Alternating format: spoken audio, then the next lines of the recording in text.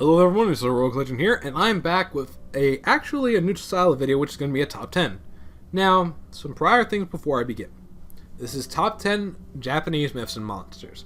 If I get any of the pronunciations wrong, forgive me. It's late, I'm a little tired, my throat hurts, I'm still battling the sickness.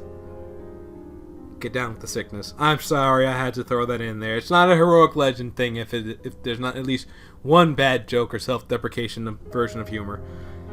Anyway, these are my favorite, not just in terms of like, ooh, it's Halloween, they're spooky, but like I actually love their lore, and I do my best to try and remember them.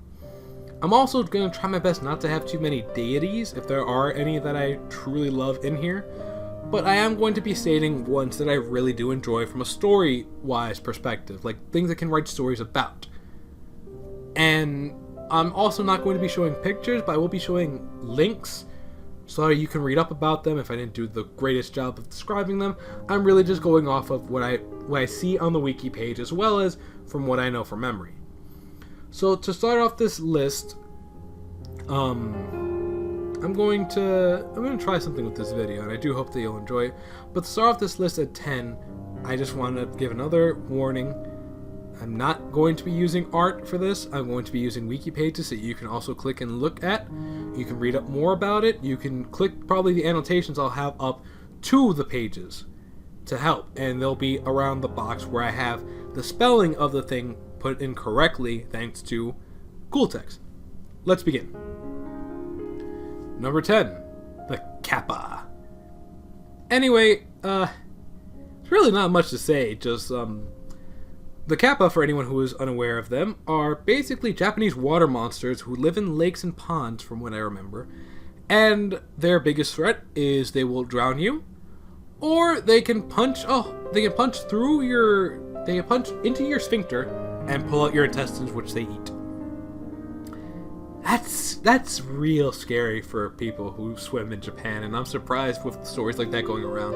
Again, I do know that in recent years, thanks to Gaijin Goomba and such, they've gotten a better rap, but the original things that I read were like, these guys were scary, like on a different level. But what I love about them is also Number 9, the Yuki-Onna. Yuki-Onna is a female humanoid-esque monster who lives in snowy mountains, or on snowy mountains. Her whole thing is that she freezes you and steals your life essence. Now, she convinces you, there's a couple of depictions of her, my favorite being the one I read about in the book, which I need to find. Now, this depiction is basically she's a young woman who's out in the snow and keeps on tempting you to go further into the snow until you freeze to death, causing your death because she's tricked you into, trying to get with her, if you understand me there. You probably do. I'm being silly. But what I really love about her story, one of the stories I've read, is in one story, a student and his master were going up into the mountains. I don't remember what they were exactly, but effectively, the boy woke up when they found refuge in a cave because it was too harsh to go along, and he woke up to his master being killed by the Yuki-Onna, his essence being drained. Because the man was, I believe, attractive, she decided not to kill him. But instead, she made him promise that if she spared him, she must never tell the story of how he met her. I don't know exactly why, but I do remember that when he came down the mountain and he tried to live his life as normal, even though his master was lost, he met up with a woman. They were instantly in love, and they had wonderful children together. And that's when, at one point, as his kids are growing up, he tells his wife that she reminds him of a woman he met a long time ago, and he proceeds to tell the tale. This causes the woman to jump on him and grab onto his shoulders and say, "You broke your promise! If not for the children, I would have killed you here and now." So she basically, after that, flees. I'm not doing this story justice, but she flees after that and basically promises that if their kids ever cry that he's done something wrong, she's going to kill him. But again, the wife disappears, and it's revealed that, it's basically, for anyone who has trouble understanding, the wife was the Yuki-Onna who married him and actually bore his children. Now, again, I like her very much from a story perspective and such like that, and she has a lot of potential. But again, not really top 5 worthy potential. More something I just like to keep in my mind. Number 8, the Kitsune. The Kitsune are a favorite, not because they're popular, though I do know that a lot of you may be noting that these are popular Japanese myths and monsters here, but trust me, it's not just popular ones, it's going to get to ones that I personally enjoy a little bit down the list. But the Kitsune, a fox demon, which is also a very trickster demon, is one of my more favorites because is a little bit higher than the Kappa and the Yuki-Onna, because the potential for this thing's story is amazing. It can literally be a woman and get impregnated just to kind of fuck with you and laugh at you. And then they give birth to, well, basically what Shippo was. But yeah, Kitsune is actually just really simple. I like their storytelling aspects, but not enough to make them higher on the list. Number 7, the Tanuki. The Tanuki is another simple one. It's basically another trickster demon, not as mean and harsh as the Kitsune, which I think I was saying wrong. I called it Kitsune, but it's not as harsh as them, but they are still pretty mischievous, and I really do like the aspect about them, and they're kind of cute, if you ignore the whole huge balls thing. But yeah, they're just fun from the storytelling aspect, and fun from all the possibilities you can do with the storytelling aspect. That's it, really. Number 6, Tofu-Kozo. Now, here's where we're getting into a little bit more of the obscure that I like. Again, not everything on here is going to be super, like, popular stuff, although I don't know if Yokai Watch has made this one popular. But effectively, he's a little boy that carries around tofu. Or he appears like a little boy who carries around tofu. I don't remember all his properties, but I do like him specifically, and the reason why he's so high on this well, I guess you could call this high. He didn't break top 5, but he is top 6 potential, because I like the juxtaposition that some of these creatures have. Like, some of these creatures can be anything from a gigantic wave-eating demon to a little boy who carries around tofu. Again, simple reasons sometimes, guys. Number 5, Wanyudo. Wanyudo, a flaming wheel with a man's head in the center. He has a depiction in Phantasy Star Online 2, but really, I love this one because of the type of demon that he is.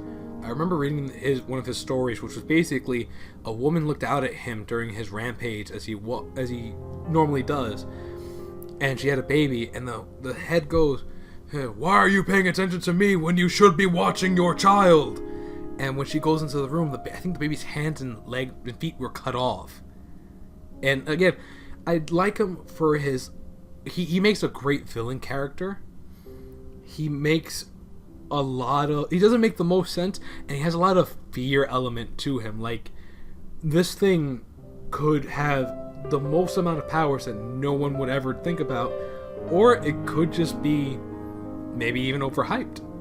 We don't know, and the best part about him is, again, a lot of these best parts are storytelling aspect, but for him, it's also like the silliness of it all, too. Like, seriously, a man's head in a wheel is a monster. That could also be how one of the victims in a slasher film is discovered. Just saying. Number 4, Nurikabe. Nurikabe is another silly one on this list. Like, I love it because of... Again, it's one of those misdirections that people... It's something to blame, which helps out a lot for, again, storytelling, and just, for the most part, it's so silly to me. It's a wall. A wall that can go on forever, because, again, you can't get around it, but it's invisible to the human eye. And I think that's what I love about it. Not to mention, it can be defeated. A couple of the things on this list do have ways to be defeated, I would like to hope or assume. You know, Yuki-Onna, I guess you gotta be handsome, but, you know, we can't all win the genetic lottery now, can we? But, like, this one can be defeated by, if I remember reading correctly, just tapping on the wall in a certain part. And it's just like, oh, I'm defeated. Gone. And I love it so much for that. Like, also, it's just, it can be used as a metaphor, I guess. And it has so much potential, which is why it's so high on this list, because really, all the other things do have potential, but you can make a story around them. To make a story around this would be impressive, but also like it's in itself, it's just so silly to me, and I love it for that. I love it so much for that because it's silly. Next time I fucking trip on air, I'm gonna be like, "Damn you, Nurikabe! You tiny little wall that made me trip to prevent me from moving in the daylight." This joke has gone on too long. Number 3, Okiku. Okiku is one of the other, I guess the Yuki-Onna could be considered a ghost, but the Okiku is an actual ghost. It's the plate counting ghost of a servant girl, as is the quick description. Her story is told in a number of ways. I know that basically her scare factor is that if you hear counting in an abandoned home, it's going to go 1, 2, 3, 4, 5, 6, 7, 8, and then a huge scream. And I think the scream is supposed to last a while, but then it resets and it goes back to 1. And it's supposed to torment you by causing you unrest. Why it's so high on this list is because of the way you stop it. I kid you not. When I read this too, I double-checked, I triple-checked. I was like, no. You stop this ghost by when it gets to 8, you yell, 9! And her spirit is cleansed and can rest in peace. Literally, that is how you defeat this monster, this ghost, this Japanese being. And I never, ever, ever could have imagined such a great story. It's such an easy way too. Like, the thought itself is so fun for me and so entertaining that, like, I love to tell it to people. I do. It's one of the more talked about topics. Number 2, the Faceless Ghost.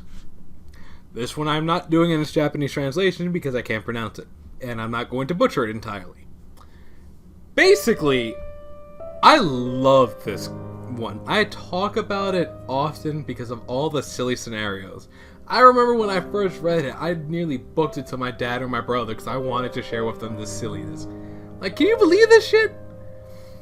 Effectively, from what I remember reading, these creatures are spirits who don't have faces.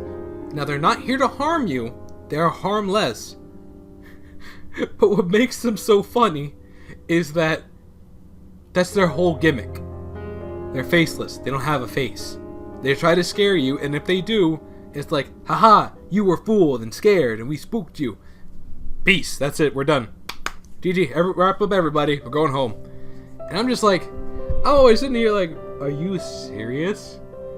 It's just a no-face ghost? I mean, yeah, it's mildly unnerving if something doesn't have a face that should have a face. But, like, that's silly. That's so silly. Okay, yeah, a town of those things might freak you out a bit, but, like, they still have bodies. It's not like it's a distorted face, and it's not like, you know, all these other problems are there. It's just no face. Relax. You're okay. It didn't try to steal your soul. But yeah, so that's why it's taking the number 2 spot, because I talk about it so often, and because I love its concept. It's so great and silly. Mostly great. Mostly silly. And the number 1 spot on this list is the Tengu. Or rather, yeah, no, that's pretty much how you say it. Tengu. The Tengu are on this list because I fell in love with that concept when I read up about it. Effectively, they are a wise bird-like demon, which are slightly anthropomorphized. No, I'm not a damn furry. Stop with that. Stop it. But, effectively, why I love them so much is because of all the tales they have. And it's not just a single class of creature. It's numerous creatures in one. It's numerous races of creatures that are classified as the Tengu. They have a hierarchy, and they have such great stories that can be behind them, and are behind them. Effectively, they're like these grand martial arts teachers, and they can show you their ways and styles. Yes, it would be hard, but could you imagine having trained under a Tengu? Not only that, but their teachings are supposed to be legendary. It's what they taught legendary samurai back in the day. And it's such a great concept with such great lore and rich history behind it.